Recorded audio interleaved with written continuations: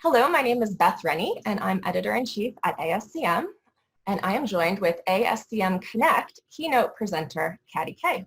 She is lead anchor for BBC World News America and a frequent contributor on NBC's Meet the Press and MSNBC's Morning Joe. Katty is also co-author of 3 New York Times bestsellers, which are The Confidence Code, The Science and Art of Self-Assurance, What Women Should Know, Womenomics, Write Your Own Rules for Success, and The Confidence Code for Girls. Welcome, Katty, and thanks very much for speaking with me today. Thank you. So looking forward to this.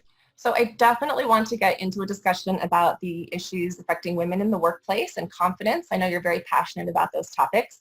But first, with everything going on, I definitely want to tap into your expertise on global affairs. So currently, we are experiencing what many economists are calling the worst economic crisis since the 1930s. Experts are urging countries to work together, share resources, collaborate, rather than taking a more protectionist approach. So what do you think it's going to take for nations to engage in a truly coordinated effort to help people who can't work, to sustain businesses, and to really improve how the global economy operates? Look, so this is a massive challenge for leaders around the world. First of all, we have the medical crisis of the coronavirus, and then we get the double whammy of this extraordinary economic shock, which economists are now calling the Great Depression 2. Back in the 1920s, in that Great Depression, 13 million Americans lost their jobs in the space of 3 years. 22 million Americans lost their job in the first 4 weeks of the coronavirus-related shutdown. Yes, the population is bigger, but even so, I think that gives you a pretty good sense of the scale of this. There is some good news. There's a lot of collaboration between scientists.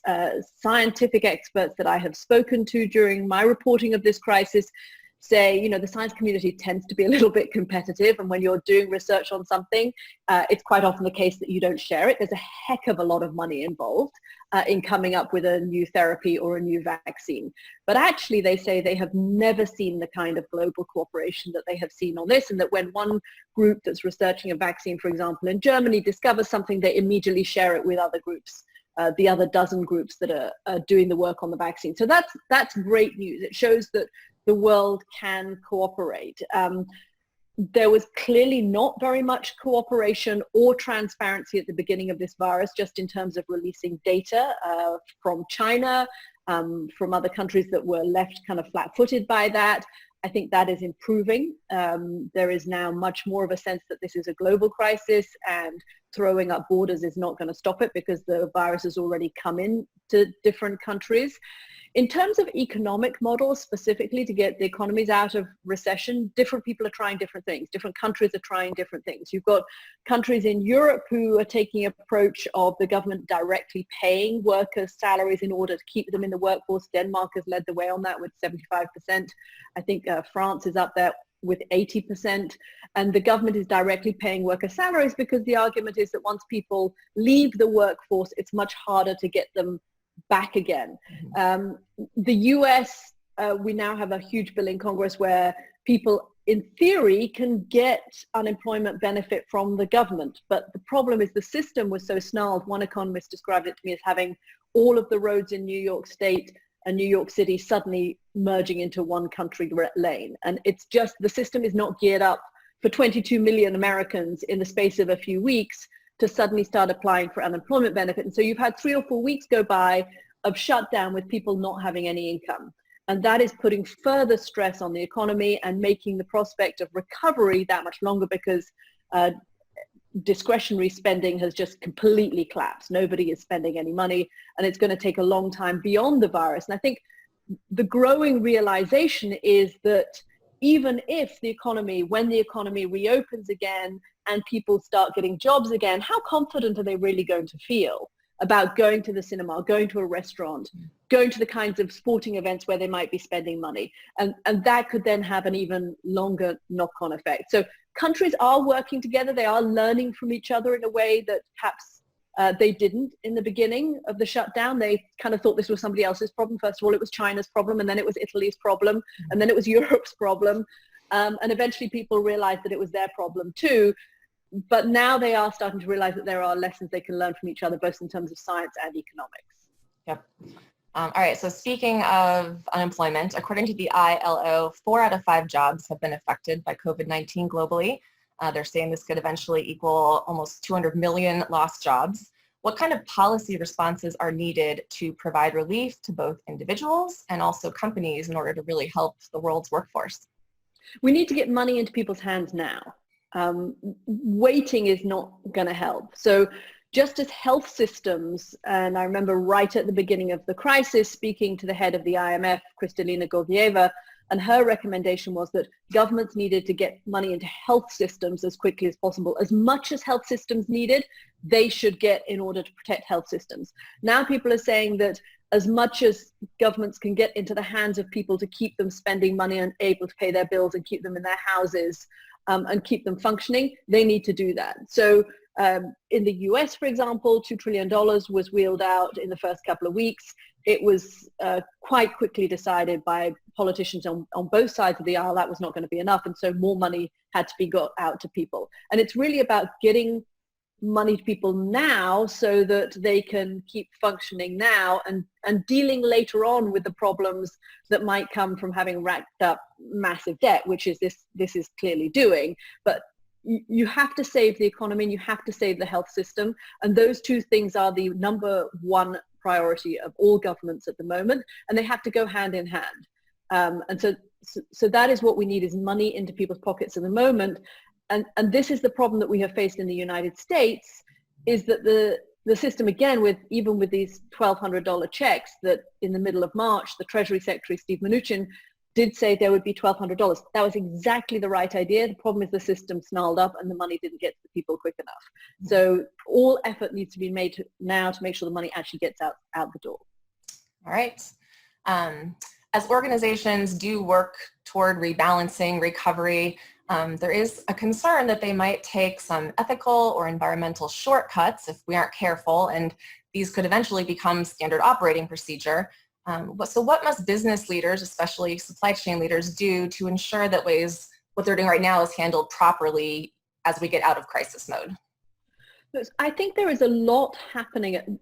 As reporters, we are so focused on the daily news of this virus and how hospitals are coping and how many people are dying and how to reopen economies, that this question is so interesting because there is a lot going on below the surface that sociologists and economists and psychologists and environmentalists are looking at to see what kind of major changes are being affected now, whether those changes will last. And we've seen some extraordinary things happen in this period of shutdown. Actually, environmentally, it's not been a bad time. The number of bears in Yosemite Park has quadrupled in the space of 4 weeks. Isn't that amazing? I had no idea. Wow. Who knew? It only took 4 weeks of keeping people away for the environment actually to flourish. And we've seen, pictures of the lagoon in Venice running clear for the first time in decades. So there are some environmental benefits, clearly, at a huge cost, and it's not sustainable. In terms of work practices, the whole shutdown, I think, has been really interesting because it's made the future of the work, not the future of work, but the now of work. So all the kinds of things that were going to change eventually with people working much more from home, you and I doing this interview on Zoom, all of those kinds of things have happened much more. I think the concern must be a little bit what happened after 2008, when people were laid off and companies were afraid of rehiring because they felt unsure about their own financial future, but also because they felt that, well, if we can have a rise in productivity with less labor, then why not stick with that? And I think we might see some of that now with these massive layoffs. I mean, let me just give you one personal example. My son is 26. On March the 10th, he was offered a great job. It was his first job as a videographer. It was going to pay healthcare benefits and pay him reasonably well. That job has basically just been postponed indefinitely. It was a new news startup. Who knows whether it will actually get going again. And if they do get going again, they're going to get going on much reduced money to expend on labor because their revenue has gone down the tubes. Presumably this is a startup that was made from some investments from people who had money who invested in the stock market. That has gone down the tubes. I suspect they may well go from hiring 4 videographers to 2 videographers. and say, right, we're just going to make do with that, or we're going to make do with somebody part-time. And I think while there could be some interesting benefits for people to be allowed flexibility to work from home, and this could perhaps benefit women in particular, I think we do have to be concerned about whether companies look at productivity and say, you know what, we'll just manage with less. And that could mean that it takes us years. I think how long it took us to rebuild the jobs after the Great Recession of 2008. It took us almost a decade. Well, those jobs have gone in a decade. The jobs that were built in a decade have gone in 4 weeks. It's going to take us years to rebuild them again. And will it have accelerated the process of automation so much this period of lockdown that a lot of companies say, actually, those jobs, we're just not going to hire them again. Right. Okay, so as I said earlier, I'd like to also turn to your thoughts on the value of women in the business world. You have said in the past that we tend to hold ourselves back and we fail to choose to build our confidence. So how can women train themselves to become more confident, and how does neuroplasticity come into play here? I've heard you talking about that also. So I think the principle of the confidence code is that we did a ton of research for this book, dozens of psychologists, academics, business leaders, people in the military, neuroscientists, people who are looking at confidence in rats. I did not know that you have confident rats and unconfident rats, but apparently you do. And all of the social science pointed to the fact that women tend to undervalue their abilities compared to men. Columbia University has done work on this that shows that men actually tend to overvalue their abilities by something like 30%. Columbia calls it honest overconfidence. Men actually believe they are 30% more able than they are. Women in a similar setting tend to undervalue our ability. So give men and women a scientific reasoning quiz time and again. It is one of the most reliable social science tests that you can do. Women will say they are going to do less well in that quiz than they actually do. Men say they are going to do better in that quiz than they actually do. In fact, they do about the same. So how can we close that gap? How can we make sure that women's perception of their ability does not skew lower than their actual ability? That's what we're really trying to do with the confidence code. It's not that women aren't good. We are unbelievably competent. I mean, frankly, look at female leaders' handling of the coronavirus. It's been pretty stellar. You go around the world and you look at someone like Angela Merkel, the Prime Minister of Denmark, the Prime Minister of New Zealand. They stand out as some of the leaders that have performed best. All of them are women. So women's ability is not in question. Women's competence is not in question. It is just this tendency that women have in a professional setting to undervalue that ability that can hold them back. So what we're trying to do with the confidence code is close that gap between perception and reality. And some of that is things like taking risks, getting outside your comfort zone, realizing that if you take risks and sometimes you fail, which is a normal consequence of taking risks, you can rebound again. Stopping that process of ruminating, not second guessing ourselves quite so much, not dwelling on small things that have gone wrong or small criticisms that we've had, but letting it roll off our backs so that we can carry on taking those risks, because it's by getting outside of your comfort zone for all of us, men and women, and taking risks that we build our confidence. That's how you build your stack of confidence. I read the news to millions of people around the world every day. I have done it for 10 years. I am good at it. It doesn't test my confidence anymore. Doing something new, doing your job, I would be terrified at. I'd have no idea if I could do it. The only way I would ever learn if I could do it is by actually trying it. Mm-hmm. That's what taking risks does. It gives you that ability to expand your confidence. And that's really what we're trying to do with the confidence code. So tell me about a time in your life when you stepped outside your comfort zone and gained confidence as a result. So I think for most of us, this happens, that our confidence is challenged almost every day. In small ways, sometimes in small ways and sometimes in big ways. And I would say that is certainly true of my case. For me, for example, I was fired from a job that I loved at the BBC. And I used to anchor, it was about 15 years ago, I used to anchor a program. I loved anchoring it, and they decided they wanted somebody else to anchor the program. I was devastated and swore I would never work for them again. Fortunately, my bank manager said, actually, yes, you will. And they offered me a job as a political reporter. And I thought, my God, I could never do this. I've never been on the road covering a campaign trail. I'm not steeped in American political history. And it was the 2008 election campaign, and I had really no choice. I mean, I really did need to earn the salary, so I took the job. And in doing it, I developed a muscle for reporting that I didn't know that I had. And that was sort of a risk. I took something totally new. I was kind of pushed into it, and it worked out really well for me. Another time I was wanting to negotiate a 4-day week.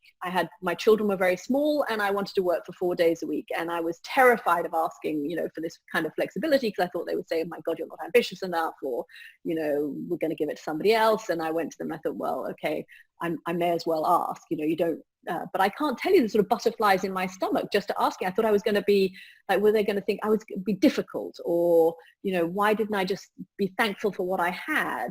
And so I went in and I prepared the conversation. I went in and they hummed and hawed and initially said no, and initially said no. And then eventually they came back to me and said yes. So it was a thing that was difficult. Or I go into a meeting. I still go into meetings with experts, and I feel that kind of butterfly sense in my stomach, where if I raise my hand and I ask a question, they're going to realize I don't know as much as them. I mean, I get it at the moment in the coronavirus because I'm not a scientist. I don't know the difference between necessarily an antigen and an antibody. And I don't want to kind of reveal myself as being stupid, but if I don't ask the question, how am I going to find out? But you're in a meeting full of experts and you feel the spotlight is on you, and are you going to stumble or blush or sweat or, stutter? And is everybody going to look at you and think, oh my God, she's not as clever as if she thinks she is.